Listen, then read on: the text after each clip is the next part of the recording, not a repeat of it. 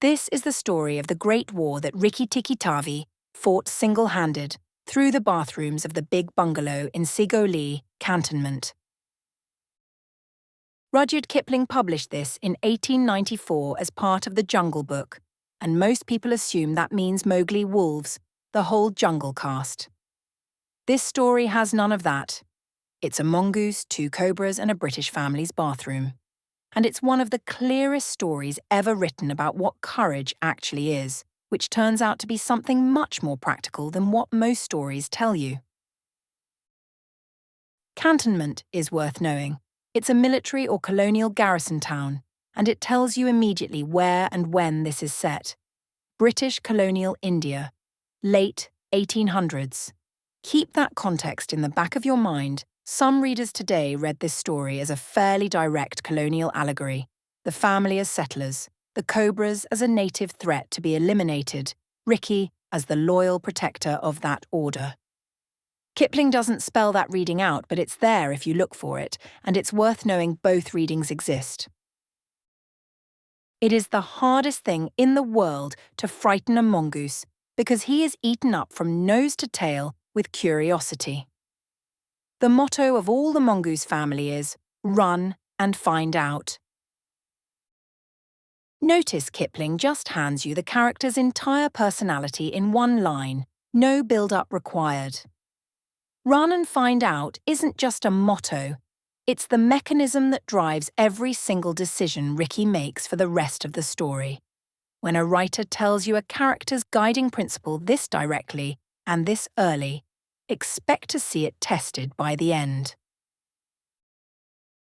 There are more things to find out about in this house, he said to himself, than all my family could find out in all their lives. I shall certainly stay and find out. This is Rikki committing to the house before he has any idea what's actually living in the garden. It reads as a small, almost comic decision here. Curiosity about ink and cigars and lamps. By the end of the story, that same impulse is the reason he's willing to follow a cobra into complete darkness underground. Same trait, wildly different stakes. Who is Nag? He said. I am Nag. The great god Brahm put his mark upon all our people when the first cobra spread his hood to keep the sun off Brahm as he slept. Look, and be afraid. Watch what Nag's actually doing here.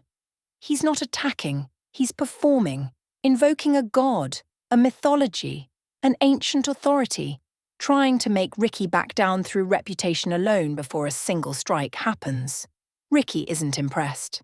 That contrast, threat through story versus threat through action, runs through the whole rest of the fight. Nag talks. Rikki does. If I don't break his back at the first jump, said Rikki, he can still fight. And if he fights, oh, Rikki.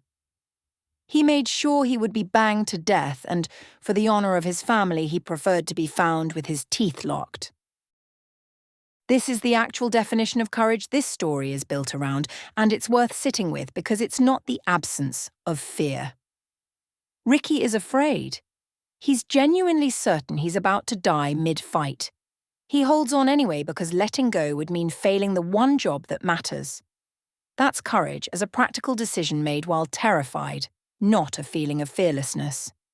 It's a much more useful definition than the one most adventure stories give you. He raced for the end of the melon patch near the wall. There, in the warm litter about the melons, very cunningly hidden, he found 25 eggs. He bit off the tops of the eggs as fast as he could, taking care to crush the young cobras. This is the moment that complicates any reading of Rikki as simply, uncomplicatedly good. He's systematically destroying an entire nest of unborn cobras, described in flat, matter-of-fact language, no hesitation, no guilt. Kipling isn't asking you to feel comfortable about it. He's showing you that Rikki's courage isn't gentle, it's ruthless when the situation calls for ruthless, and the story trusts you to sit with that rather than softening it. Give me the egg, Rikki-Tikki. Give me the last of my eggs, and I will go away and never come back, she said, lowering her hood. Yes, you will go away, and you will never come back. For you will go to the rubbish heap with Nag. Purchase shows up earlier in the fight scene in a specific way worth knowing. It doesn't just mean buying something, it means a firm grip or leverage. This gave him just 1 second's purchase. Here in the standoff with Nagaina, Rikki's real purchase isn't physical, it's tactical. He's holding the one remaining egg, and he refuses every offer to trade it for peace. This is intelligence paired with courage, not just teeth and speed. He never lets go of the actual leverage he's holding, literally or otherwise. Rikki-Tikki had a right to be proud of himself, but he did not grow too proud, and he kept that garden as a mongoose should keep it, with tooth and jump and spring and bite, till never a cobra dared show its head inside the walls. Notice that last line isn't "and he lived happily ever after." It's "he kept that garden, present, ongoing, a job that continues rather than a victory that's finished." That's the story's last word on courage too. It's not a single dramatic moment. It's Darzy's wife's word for it earlier in the story. Quiet, unglamorous vigilance kept up long after the singing and the celebrating stop. 3 words from this one: cantonment, purchase and cowered, used earlier for Darzy and his wife hiding from Nag in fear. Next episode, we're going from a mongoose's garden to Oscar Wilde's For the Nightingale and the Rose, a much sadder story about sacrifice that goes completely unnoticed. Subscribe so you don't miss it, and tell me in the comments, does destroying Nagaina's eggs change how you see Rikki as a hero?